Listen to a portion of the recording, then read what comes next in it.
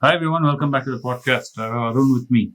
Arun wanted me to start a new section where he goes through the newspaper daily in the morning. And as he's going through, he runs through a lot of doubts and questions that arises in his mind. Some of them are related to finance, some of them are related to market news, some of them are just related to some personal ideas which he comes out with. So it can be a wide variety of topics. So let us know what you think of this section or this new kind of format.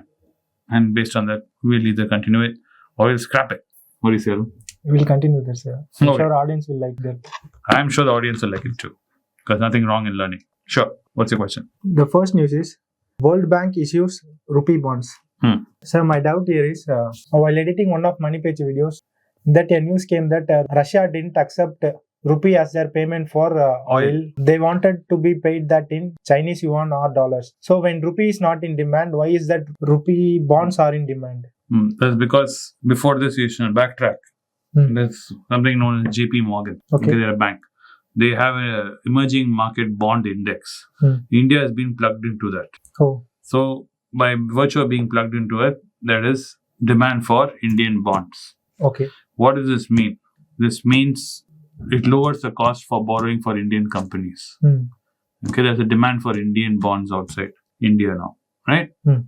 We've opened the market for Indian bonds. So that means more people are willing to accept Indian bonds. That means whenever an Indian company wants to go borrow, it lowers your cost. This also makes the rupee stronger and overall improves India's credit rating, Okay. because bonds are a great way of seeing the credit worthiness of someone. Like, how do banks check? They check your CIBIL score. Yeah. Correct? That means someone has lent you money and you've repaid them, it will show in the CIBIL report. Same way, bonds are a great way of showing the financial strength of a country or a company. Okay. It means you're able to borrow money and you're able to repay and give interest also. That gives you confidence to the investors. So that's a big way of improving credit rating. Okay. Then it also bolsters the idea that India is growing, the economy of India is growing, and it improves liquidity for Indian companies. But now getting to this thing of this World Bank. Because of this increased demand of Indian bonds, World Bank is seeing an opportunity. So they're issuing around $1.4 billion worth of offshore rupee denominated bonds. Okay. Okay. So approaching about $3.3 billion by throughout 2023. But what makes this bond unique is it is offering interest, which is yield, lower than the Government of India bond. Okay. So it's not offering as much as the Government of India. So what is the use? Wait, 4 to 10 years only the bond maturity period. Okay. What is unique about this bond is the interest portion which will be paid, that will be not paid in rupees, it will be paid in dollars. I have a question here. Can retail investors also buy that bond? Or only FIAs and DAs, like the large players This only is meant for people outside India. Oh, If you're in India, why do you need to buy that bond? okay.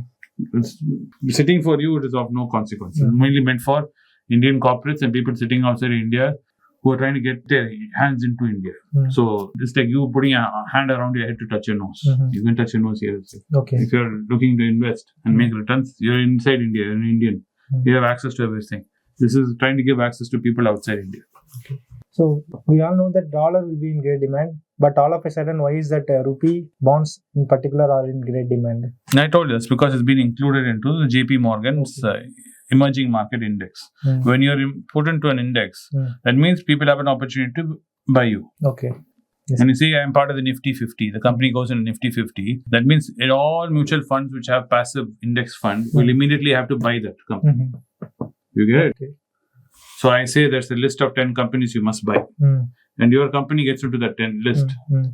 Nifty is saying, So these are the manager 10 companies will- everybody must buy because Okay. part of the index.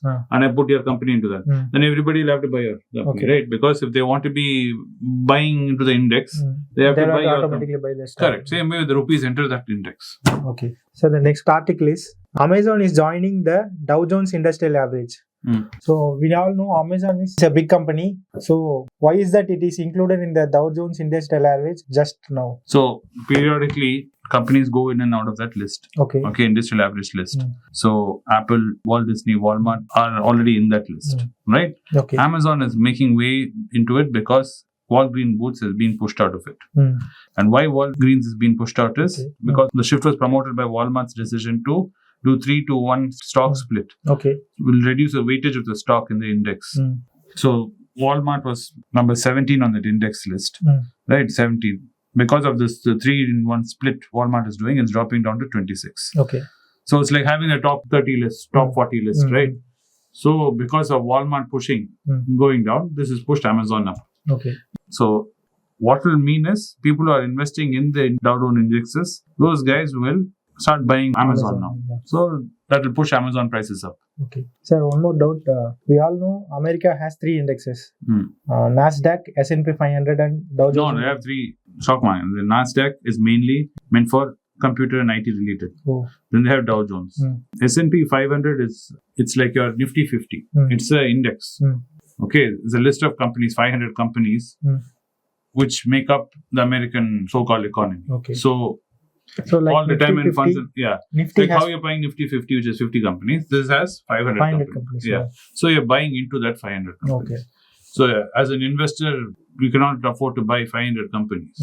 So when you're buying a unit into the S&P 500, you're getting yourself exposed to 500 companies. Yeah. So it lowers your risk.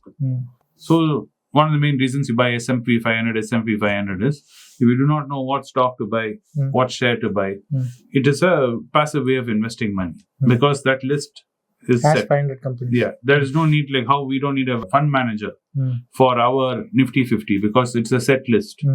The fund manager has no job. Same way, whoever is in charge of buying for units into the mutual funds into buying to S&P 500 will not have any real job. Okay. So they are passively investing. And that's what Warren Buffett also famously said. No fund manager cannot beat the S&P 500 for the simple reason it requires no fund manager. And no fund manager is required and it's broadly spread across 500 companies in the American market. So then where will the question be of having a fund manager? So it's very difficult for a fund manager to beat that because he's taking a higher expense ratio he's charging, plus he's putting fees on profit and all that.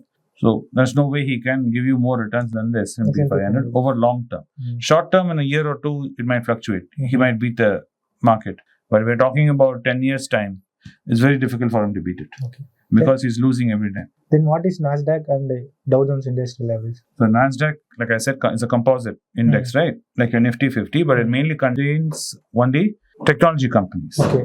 So if you see the Nasdaq, it'll tell you how this technology market is doing in the US.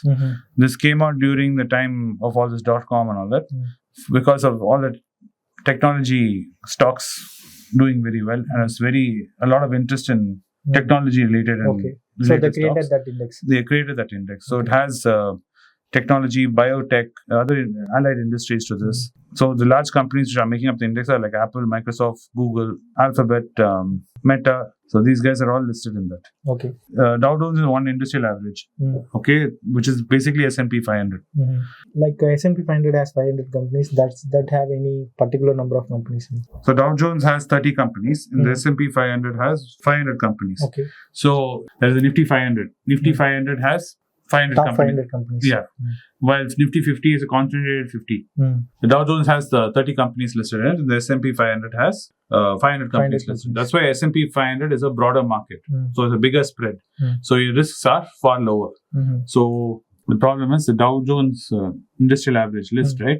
How do you get onto that list? There are several factors from what I've understood. The full detailed list is not disclosed. Okay.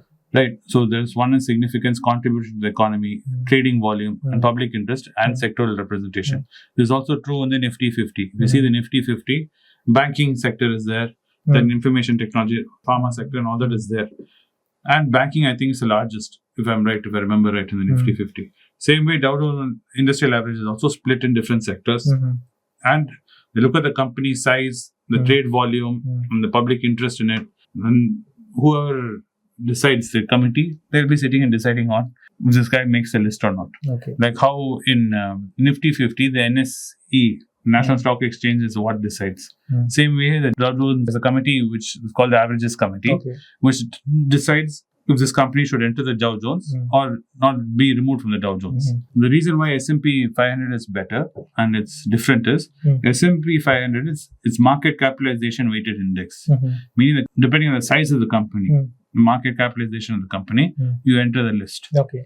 So it has a much broader range. And then you have 500 companies. And it also has sectoral representation of different sectors of the American economy. So that's why most people who are putting what you call retirement funds and all that, they invest in the S&P 500.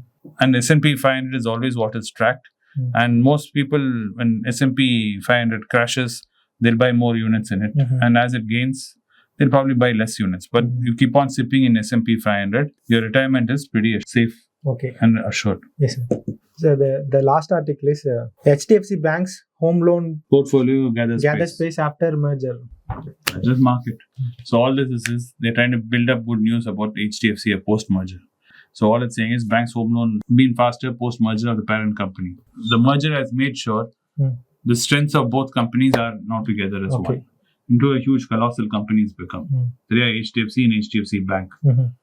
So this is definitely going to be good news for shareholders of the bank. Because the more loans the bank is giving, the more interest it's making, the more income the bank is making, profits the bank is making. So it is good news. But I do not know if it's good news for the generally as Indian citizens, because if you're borrowing more money in a tough environment, maybe we might have more NPAs. I do not know. Which we have to see this growth in the loan, where exactly the growth has been, and what has led to this growth. We have to deep dive. That this article has failed to mention. He's just playing some good PR. Headlines. Headlines. He's giving good PR to the bank. Because recently I read another article where it said HDFC Bank shares are under pressure. So I don't know. These things I really don't put much value into, because you cannot buy and sell based on headlines. You have to buy and sell based on company's intrinsic value. These kind of volatilities will always be there in the market, and you cannot be swayed by it. So, thanks for watching the podcast, guys. I hope it was informative and entertaining. It was an interesting discussion because I had not read these articles beforehand, so it was fresh for me too. When Arun brought them to me, I had to sit and ponder and think about it a little bit. So if I meander a little bit, I'm sorry for that, and I hope I made sense. If not, drop in the comments and I'll try and explain it better in the next one. Thanks. Thank you.